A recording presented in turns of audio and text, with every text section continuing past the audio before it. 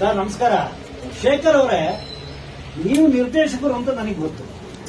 ಈ ನಮ್ಮ ಅಜಿತ್ ಜೈನ್ ಬಹಳ ಹೇಳ್ತಾ ಇದ್ರು ನಿಮ್ ಬಗ್ಗೆ. ಶೇಖರ್ ಅಂತ ಒಬ್ರು ಇದಾರೆ ಸರ್ ವೈಯಾಲಿ ಕಾವಲಲ್ಲಿ ಅಂತ.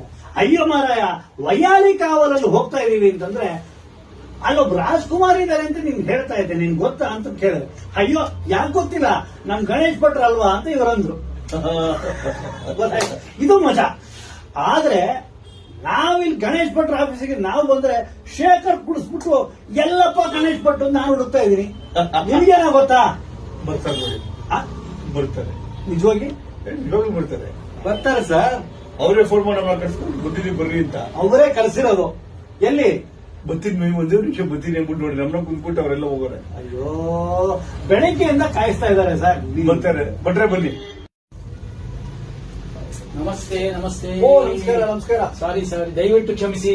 ಅಯ್ಯೋ ಇರ್ಲಿ ಸರ್, ನೀವು ಕಾಯಿಸ್ಬಿಟ್ಟೆ. ನೀವು ವಯಸ್ಸಾದ ದೊಡ್ಡವರು, ನೀವು ನಮ್ಮನ್ನೇ ಯಾಕೆ ಕೇಳ್ತೀರಿ? ನಿರ್ದೇಶಕರು ನಮ್ಮನ್ನ ಪರಿಚಯ ಮಾಡಿಸಿದ್ದಾರೆ, ನಿಮ್ಮನ್ನ ಪರಿಚಯ ಮಾಡಿಸಿದ್ದಾರೆ.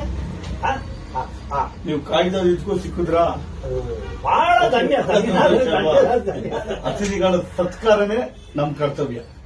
ಎಷ್ಟೇ ಆಗ್ಲಿ, ರಾಜ್ಕುಮಾರ್ನವ್ರನ್ನ ಆರಾಧನೆ ಮಾಡತಕ್ಕಂಥ ಕಲಾವಿದರನ್ನ ಪರಿಚಯ ಮಾಡಿಸ್ತಾ ಇದ್ದೀರಿ, ಅದಕ್ಕಿನ್ನ ಏನ್ ಬೇಕಾಗಿದ್ಯಾ? ನಿಮ್ ಮಾತು ಕೇಳ್ತಿದ್ರೆ ಬಿ ಬೆಳೆಯೋರ್ ಮಾತು ಕೇಳ್ದಂಗಾಗುತ್ತೆ ನೋಡಿ. ಬಿಡಿ ಸರ್, ಇಲ್ಲ ನನ್ನಿರ್ತು ಇರ್ಲಿ, ಅವರು ಕಲಾವಿದರೇ ಅಲ್ವಾ, ಸ್ವಲ್ಪ ಹಂಗಂಗೆ ಸ್ವಲ್ಪ ಬರ್ತಾ ಇರುತ್ತೆ.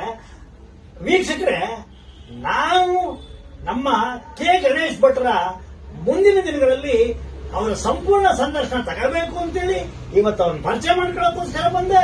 ನಮ್ಮ ಶೇಖರು, ನಮ್ಮ ಅಜಿತ್ ಜೈನ್ ಇಬ್ರು ಸಹಕಾರದಿಂದ ಅವ್ರನ್ನ ಪರಿಚಯ ಮಾಡ್ಕೊಂಡಿದೀನಿ.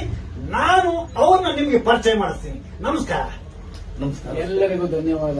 ಅಭಿಮಾನಿ ದೇವರುಗಳು ನಮಸ್ಕಾರ.